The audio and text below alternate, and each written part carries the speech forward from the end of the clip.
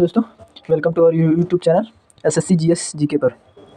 आज का हमारा टॉपिक है एशिया की हिस्ट्री। ठीक है, ये क्वेश्चंस कुछ महत्वपूर्ण हैं जो कि हर कॉम्पिटिटिव एग्ज़ाम के लिए। ठीक है, तो आज का हमारा पहला प्रश्न है, चीन ने सिविल सेवा परीक्षा कब शुरू की थी? तो चीन के बारे में है, तो चीन ने सिविल सेवा शुरू की थी। आपके पहला ऑप्शन है 6 AD में, दूसरा ऑप्शन 1905 में, तीसरा ऑप्शन 1920 में, चौथा ऑप्शन 1949 में। तो आपका राइट आंसर होगा। अगर दोस्तों आपको आंसर आते होंगे तो आंसर का ज़रूर कमेंट करेंगे और लास्ट में बताएंगे कि आपका कितना आंसर सही हुआ है। ठीक है, और आपके लिए लास्ट में कुछ इंपॉर्टेंट क्वेश्चंस भी रहेंगे जो कि आपको बताना है कमेंट करके कि उसका आंसर क्या होगा। ठीक है, तो इसका राइट आंसर होगा ऑप्शन नंबर पहला, जो कि 6 AD में। चीन ने इसे 2021 से 2007 ईसा पूर्व में इसके रूप बहुत ही पहले पता लगा लिया था। ठीक है, आपका अगला प्रश्न है, पहला खलीफा कौन था?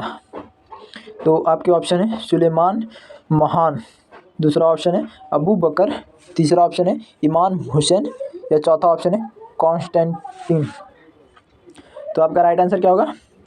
तो आपका राइट आंसर है ऑप्शन नंबर 2, जो कि अबू बकर, जो कि इस्लामिक पैगंबर मोहम्मद के ससुर थे।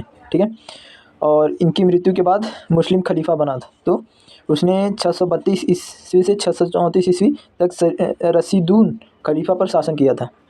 तो आपका अगला प्रश्न है प्रश्न नंबर 3, जो कि शिया मुसलमानों का पवित्र शहर करबला किस देश में स्थित है? तो आपके ऑप्शन है ईरान, दूसरा ऑप्शन इराक, तीसरा ऑप्शन जॉर्डन, चौथा ऑप्शन सीरिया। तो आपका राइट आंसर होगा ऑप्शन नंबर 2, जो कि इराक राइट आंसर होगा। ठीक है, जो कि दक्षिण पश्चिम में स्थित है, बगदाद के दक्षिण पश्चिम में स्थित है। ठीक है, और यह पवित्र शहरों में से एक है, शिया मुसलमानों के सबसे पवित्र शहरों में से एक है। ठीक है, आपका अगला प्रश्न है प्रश्न नंबर 4, ताशकंद शहर स्थित है। तो ताशकंद शहर कहाँ स्थित है? आपके ऑप्शन है, पहला ऑप्शन उज्बेकिस्तान, दूसरा ऑप्शन कजाकिस्तान, तीसरा ऑप्शन रूस या चौथा ऑप्शन किर्गिस्तान। तो आपका राइट आंसर होगा ऑप्शन नंबर पहला, जो कि उज्बेकिस्तान। यह ऐतिहासिक शहर 10 जनवरी 1966 के ताशकंद घोषणा के साथ जुड़ा हुआ है। ठीक है, जो 1965 के भारत पाकिस्तान युद्ध के बाद भारत और पाकिस्तान के बीच एक शांति समझौता था, यहीं पर हुआ था। ठीक है, आपका अगला प्रश्न है प्रश्न नंबर 5, वियतनाम के इस स्वतंत्र आंदोलन का नेतृत्व किया गया था। तो वियतनाम के स्वतंत्र आंदोलन का नेतृत्व किसने किया था? नाग दिम पहला ऑप्शन, दूसरा ऑप्शन जोऊ एन लाई, तीसरा ऑप्शन पोल पॉइंट, चौथा ऑप्शन हो चिन मिंग। तो आपका राइट आंसर होगा ऑप्शन नंबर 4, जो कि हो चिन मिंग, जो कि 1945 से 1955 और डेमोक्रेटिक रिपब्लिक ऑफ वियतनाम उत्तरी वियतनाम के राष्ट्रपति 1945 से 1959 तक थे। ठीक है, आपका अगला प्रश्न नंबर 6, जो कि कौन सा एक देश अभी भी एक सम्राट द्वारा शासित है? तो ये सभी को पता है, फिर भी आपके ऑप्शन ये रहे, पहला ऑप्शन अफ़गानिस्तान, दूसरा ऑप्शन ईरान, तीसरा ऑप्शन इराक या चौथा ऑप्शन सऊदी अरब। तो आपका राइट आंसर होगा सऊदी अरब, जो कि अभी भी एक सम्राट द्वारा शासित है। तो आपको इसका एक और क्वेश्चन है, जो कि सऊदी अरब के सम्राट कौन है? तो आपका आंसर कमेंट जरूर करेंगे। ठीक है, आपका अगला प्रश्न है प्रश्न नंबर 7, जापान की संसद के रूप में जाना जाता है। जापान की संसद के रूप में जाना जाता है। तो पहला आपका ऑप्शन है डाइट, दूसरा ऑप्शन है डेल, तीसरा ऑप्शन युआन, चौथा ऑप्शन है सोरा। तो आपका राइट आंसर होगा जो कि ऑप्शन नंबर पहला, जो कि डाइट। यह है जापान की 2 सदन वाली विधायिका है। ठीक है, और यह एक निचले सदन से बना है जिसे प्रतिनिधि सभा कहा जाता है। तो आपका अगला प्रश्न है प्रश्न नंबर 8, थाईलैंड की मुद्रा है। तो थाईलैंड की मुद्रा आपके ऑप्शन है, ऑप्शन नंबर फर्स्ट जो कि भट, ऑप्शन नंबर दूसरा जो कि रुपया, ऑप्शन नंबर तीसरा जो कि युआन, ऑप्शन नंबर चौथा जो कि येन। तो आपका राइट आंसर होगा ऑप्शन नंबर पहला, जो कि भट। थाईलैंड की मुद्रा है, जो कि यह 100 सत्संग में विभाजित है। मुद्रा जारी करना बैंक ऑफ थाईलैंड की जिम्मेदारी है। ठीक है। आपका अगला प्रश्न है 1931 चीन की क्रांति हुई थी। तो चीन की क्रांति किस लिए हुई थी? तो आपके ऑप्शन है, पहला है एक गणतंत्र की स्थापना, दूसरा ऑप्शन है रिडुलाइजेशन, तीसरा ऑप्शन है जनतंत्र, चौथा ऑप्शन है लोगों की बड़ी समस्या। तो आपका राइट आंसर होगा पहला ऑप्शन, जो कि एक गणतंत्र की स्थापना थी, जो कि सिन्हाई क्रांति, जिसे 1911 की क्रांति या चीनी क्रांति के रूप में भी जाना जाता है। ठीक है। कौन सी? सिन्हाई क्रांति। तो आपका 10वां प्रश्न, पूर्वी तिमोर इंडोनेशियाई द्वीप समूह के पूर्व उपनिवेश था। तो आपके ऑप्शंस रहेंगे, पहला ऑप्शन डच, दूसरा ऑप्शन अंग्रेजी, तीसरा ऑप्शन है फ्रेंच, चौथा ऑप्शन है पुर्तगाली। तो आपका राइट आंसर होगा ऑप्शन नंबर 4, जो कि ऑप्शन नंबर है, जो कि राइट आंसर होगा जो कि पूर्वी तिमोर को 16वीं शताब्दी में पुर्तगाली द्वारा उपनिवेशीय किया गया था। ठीक है। पुर्तगालियों द्वारा उपनिवेशी किया गया था। और आपका 11वां प्रश्न है, दुनिया का सबसे पुराना लगातार आबादी शहर है। तो आपके ऑप्शन है यरूशलेम, दूसरा ऑप्शन है बगदाद, तीसरा ऑप्शन है इस्तांबुल, चौथा ऑप्शन है दमिश्क। तो आपका राइट आंसर होगा ऑप्शन नंबर 4, जो कि राइट आंसर होगा। आपका 12वां प्रश्न है, जेड अवेस्ता की पवित्र पुस्तक है जेड अवेस्ता, जो कि आपका ऑप्शन है पारसी, दूसरा ऑप्शन जैन, तीसरा ऑप्शन यहूदियों, तीसरा ऑप्शन बौद्धों। तो जेड अवेस्ता की पवित्र पुस्तक, जो कि ऑप्शन नंबर 1, जो कि पारसी है। अवेस्ता पारसी धर्म की पवित्र ग्रंथों का प्राथमिक संग्रह है। ठीक है। और यह अवेस्तन भाषा में रचा गया। ठीक है, अवेस्तन भाषा। आपका अगला प्रश्न है, वंशानुगत उत्तराधिकार के कानून द्वारा किस देश के राज्य प्रमुख को अपना कार्यालय प्राप्त होता है? तो आपका ऑप्शन है चीन, दूसरा ऑप्शन श्रीलंका, तीसरा ऑप्शन है फ्रांस, चौथा ऑप्शन जापान। तो इसका राइट आंसर होगा ऑप्शन नंबर 4, जो कि जापान राइट आंसर होगा। जापान के सम्राट, जो कि संविधान में परिभाषित किया गया है कि राज्य और लोक की एकता का प्रतीक अनुच्छेद 1 और आम तौर पर दुनिया भर में जापान राज्य के प्रमुख के रूप में मान्यता प्राप्त है। ठीक है। आपका अगला प्रश्न है, जो कि 14वां नंबर, वॉल्टिंग वॉल स्थित है। तो वॉल्टिंग वॉल कहाँ स्थित है? आपके ऑप्शन है बर्लिन में, दूसरा ऑप्शन बीजिंग, तीसरा ऑप्शन यरूशलेम, चौथा ऑप्शन तेल अवीव। 3 राइट आंसर होगा यरूशलेम। ठीक है। यरूशलेम, जो कि पश्चिम दीवार वॉल्टिंग वॉल यहूदी दुनिया का सबसे पवित्र मंदिर है। ठीक है। आपका अगला प्रश्न है प्रश्न नंबर 15, निम्नलिखित में से कौन सी प्राचीन समय में ईसा पूर्व में विकसित धर्म नहीं है? तो विकसित धर्म कौन सी नहीं है? तो आपके ऑप्शन है सीतो धर्म, ऑप्शन नंबर 2 जोरोस्ट्रियनिज्म, ऑप्शन नंबर 3 इस्लाम, ऑप्शन नंबर 4 ताओ धर्म। तो आपका राइट आंसर होगा ऑप्शन नंबर 3, जो कि इस्लाम, जो कि ईसा पूर्व में विकसित धर्म नहीं है। ठीक है।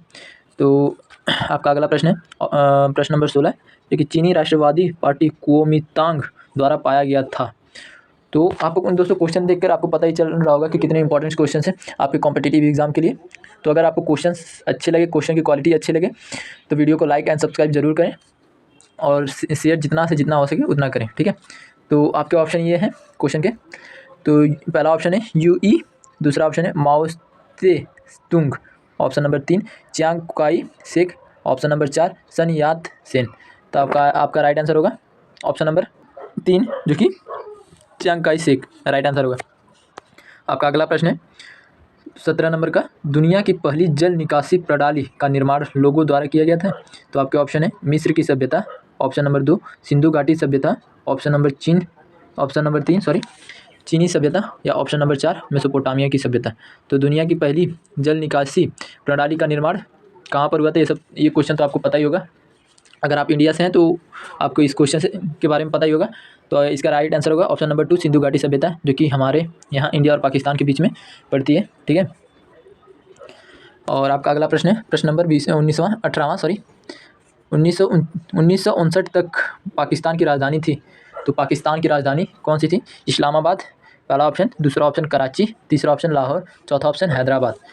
तो 1959 तक पाकिस्तान की राजधानी तो इस्लामाबाद नहीं हो सकती क्योंकि इस्लामाबाद अभी है, और लाहौर जो कि एकदम नहीं हो सकता, और हैदराबाद ये तो इंडिया भारत में है। तो इसका दूसरा ऑप्शन नंबर दूसरा कराची जो कि राइट आंसर होगा। आपका अगला प्रश्न है, चीन की मुक्ति के समय चीनी कम्युनिस्ट पार्टी का अध्यक्ष कौन था? तो चीनी कम्युनिस्ट पार्टी का अध्यक्ष कौन था? तो आपके option Zhou Enlai, option number 2 Deng Xiaoping, option number 3 Mao Zedong, option number 4 Liu Shaoqi.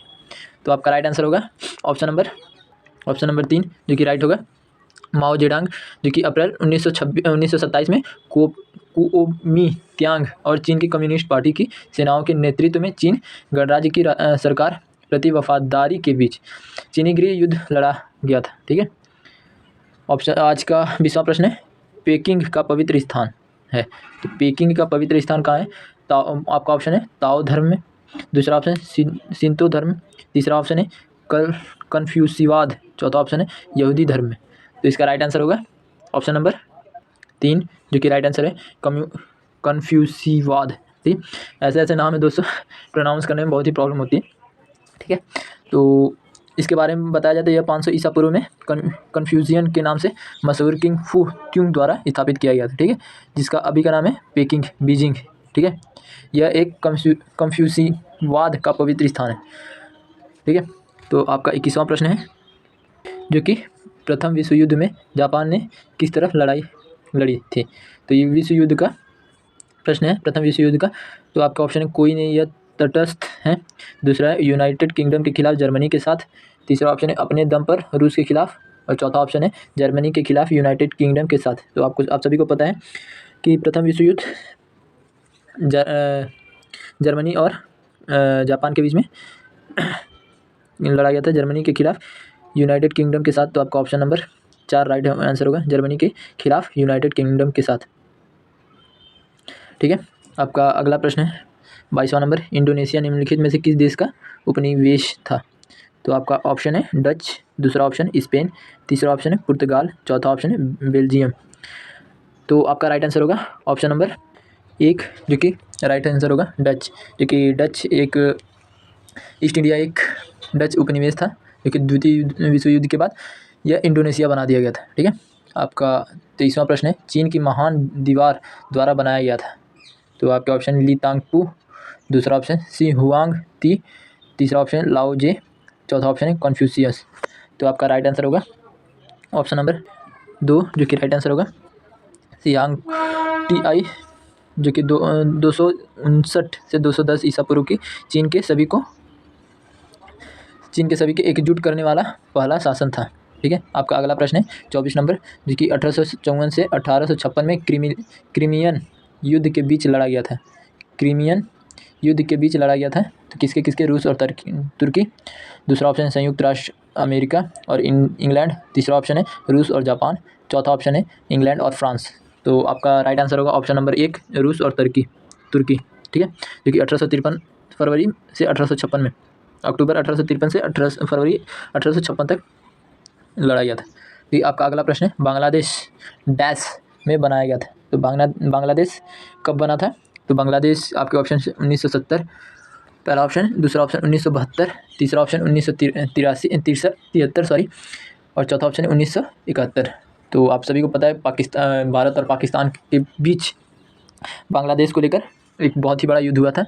तो 1971 में भारत, मतलब कि 1971 में भारत जब जीता तब बांग्लादेश की एक राष्ट्र बना। ठीक है, तो आपका अगला प्रश्न है 26 मार्च 1971 को अस्तित्व में आया ये। ठीक है, देखिए पाकिस्तान से स्वतंत्र की घोषणा की गई थी 16 दिसंबर 1971 को। ठीक है, आपका अगला प्रश्न है ताओवाद दर्शन शास्त्र की एक प्राचीन परंपरा है और धार्मिक विश्वास गहराई से निहित है। तो आपके ऑप्शन ये रहे, ताइवान का रिवाज और दुनिया का नाराज, दूसरा ऑप्शन है चीनी रिवाज और दुनिया का नाराज, तीसरा ऑप्शन है जापानी रिवाज और दुनिया का नज़ारा, चौथा ऑप्शन है वियतनामी रिवाज और दुनिया का नज़ारा।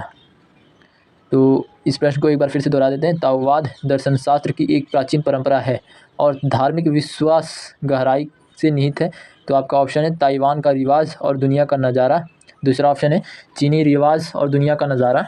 तीसरा ऑप्शन है जापानी रिवाज और दुनिया का नज़ारा। चौथा ऑप्शन है वियतनामी रिवाज और दुनिया का नज़ारा। तो आपका राइट आंसर होगा ऑप्शन नंबर 2, जो कि राइट आंसर होगा। ताओवाद दर्शन और धार्मिक विश्वास की एक प्राचीन परंपरा है जो कि चीनी रीति रिवाजों का और विश्व दृष्टि में गहराई से निहित है। ठीक है, इसकी उत्पत्ति 2000 साल पहले चीन में हुई थी। आपका अगला प्रश्न है आराधनालय जो कि पारसी। दूसरा ऑप्शन ताओ धर्म। तीसरा ऑप्शन यहूदी धर्म। चौथा ऑप्शन शिंतो धर्म। तो आपका राइट आंसर होगा ऑप्शन नंबर 3, जो कि यहूदी धर्म में आराधनालय की पूजा की जाती है। ठीक है, आपका अगला प्रश्न है जापानी लोक परंपरा और अनुष्ठान जिसमें कोई संस्थापक या एकल पवित्र ग्रंथ नहीं है, लोकप्रिय रूप में जाना जाता है। तो उसका ऑप्शन है ताओ धर्म। दूसरा ऑप्शन पारसी धर्म। तीसरा ऑप्शन शिंतो धर्म। चौथा ऑप्शन बुत परस्ती धर्म। तो आपका राइट आंसर होगा ऑप्शन नंबर 3, जो कि शिंतो धर्म। आपका अगला प्रश्न है प्रश्न नंबर 29। किस वंश के शासनकाल के दौरान चीन की महान दीवार का निर्माण किया गया था? तो आपके ऑप्शन है पहला ऑप्शन सुंग। ऑप्शन है सुंग। दूसरा ऑप्शन टांग। तीसरा ऑप्शन हान। चौथा ऑप्शन है चीन। तो आपका राइट आंसर होगा ऑप्शन नंबर 4, जो कि चीन। आपका तीसरा और अंतिम प्रश्न है 1911 चीन की क्रांति हुई। तो चीन की क्रांति कब हुई थी? तो इसका ऑप्शन आपके पास है पहला ऑप्शन एक गणतंत्र की स्थापना के। दूसरा ऑप्शन है फ्रीडोलिज्म। तीसरा ऑप्शन है जनतंत्र। चौथा ऑप्शन है लोगों की बढ़ती समस्या। तो ये आपका आखिरी प्रश्न था और इसका आंसर आप खुद देंगे। ठीक है, तो अगर आपको वीडियो की क्वालिटी अच्छी लगे तो वीडियो को लाइक, सब्सक्राइब और शेयर जरूर करें। ठीक है, धन्यवाद।